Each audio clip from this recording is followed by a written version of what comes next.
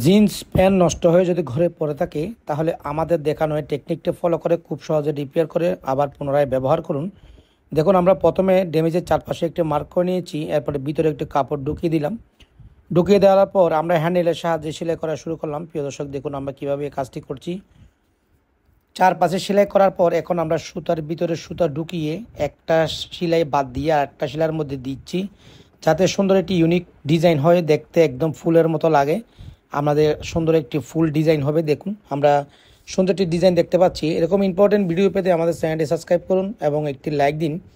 দেখুন, আমাদের ফুল ডিজাইন করা শেষ। এখন আমরা দুপাশে দুটি পাতা আঁকার জন্য আর্টিস্ট করে রেখে ফেলেছি। এখন দুটি পাতা ডিজাইন করব, যাতে এই ডিজাইনটির পূর্ণতা পায়। দেখুন প্রিয় দর্শক, আমরা কীভাবে কাজটি করলাম। আপনারাও চাইলে খুব সহজে মেশিন ছাড়া হ্যান্ডেলের সাহায্যে এই কাজটি করতে পারবেন। দেখুন, আমাদের ডিজাইন করা প্রায় হয়ে আসলো, আমাদের আর অল্প একটু বাকি। দেখুন, আমরা কত সুন্দরভাবে একটি জিন্স প্যান্ট ড্যামেজ রিপেয়ার করলাম, সাথে সুন্দর একটি ফুলের ডিজাইন করলাম। আশা করি আপনারা দেখতে পেয়েছেন। এরকম আরও ভিডিও প্রয়োজন হলে অবশ্যই আমাদের কমেন্ট করে জানাবেন। সবাইকে ধন্যবাদ।